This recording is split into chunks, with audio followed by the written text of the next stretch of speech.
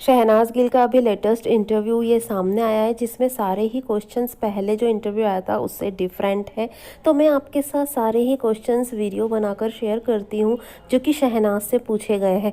अगर आपने नहीं देखे तो आप मेरे चैनल पर जाकर देख सकते हैं। आपको भी कई सारी बातें जानने को मिलेगी सिडनाज के बारे में और शहनाज के बारे में। यहाँ पर एक क्वेश्चन पूछा जाता है, तीनों से ही सवाल हो रहे थे, दिलजीत, सोनम और शहनाज से।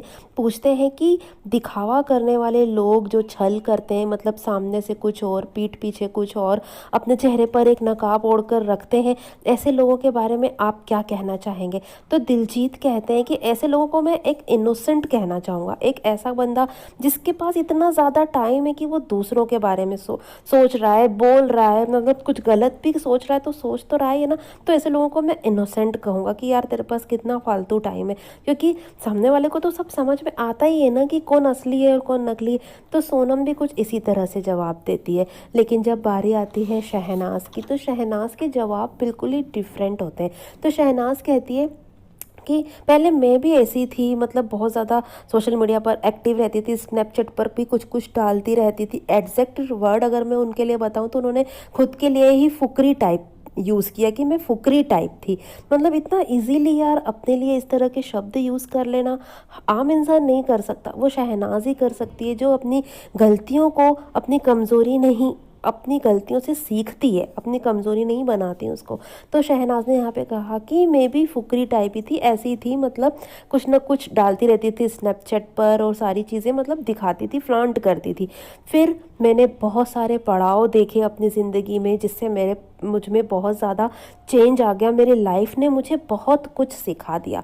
और शहनाज आगे कहती है कि मुझे वाइब्स आ जाती है, मुझे पता चल जाता है कि सामने वाला बंदा कैसा है। अगर कोई मुझसे आके बात करे तो मैं समझ जाती हूँ कि ये कैसा है, या मेरे लिए अच्छा सोच रहा है या मेरे लिए गलत सोच रहा है। ये चीज़ें हमने बिग बॉस 13 में भी देखी कि शहनाज को बहुत सारी चीज़ें पता होती थी कि ये उसके लिए सही बोल रहा है या गलत बोल रहा है, या पीठ पीछे कुछ और बोल रहा है, सामने कुछ और बोल रहा है, इसके दिल में क्या है क्या नहीं।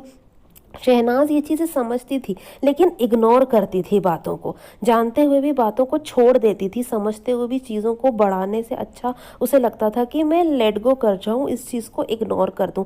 और आगे शहनाज कहती है कि मुझे वाइब्स आ जाती है, मैं चीज़ों को इग्नोर कर देती हूँ, मैं लेट गो करती हूँ चीज़ों को, और मैं डंप बाय चॉइस हूँ। तो ये वर्ड किसके थे गाइस, ये तो आप समझ ही सकते हैं ना, क्योंकि सिद्धार्थ ने बहुत बार बिग बॉस में शहनाज को बोला है कि तुम डंप बाय चॉइस हो, तुम डंप नहीं हो, तुम बनती हो डंप, डंप बाय चॉइस हो। तुम बहुत ज़्यादा समझदार हो लेकिन अपनी चॉइस से डंप बनती हो। सिद्धार्थ उसे बहुत अच्छी तरह से समझता था, उसे जानता था, और यही शब्द अब शहनाज ने अपने लिए बोले हैं। सिद्धार्थ को पता था कि शहनाज सबके बारे में जानती है, सबके बारे में वाइब्स आ जाती है शहनाज को, सबका पता है कि इसके दिल में क्या है, सामने से क्या बोल रहा है, ये सिद्धार्थ को पता था। लेकिन शहनाज लेट गो करती है बातों को और डंप बाय चॉइस है।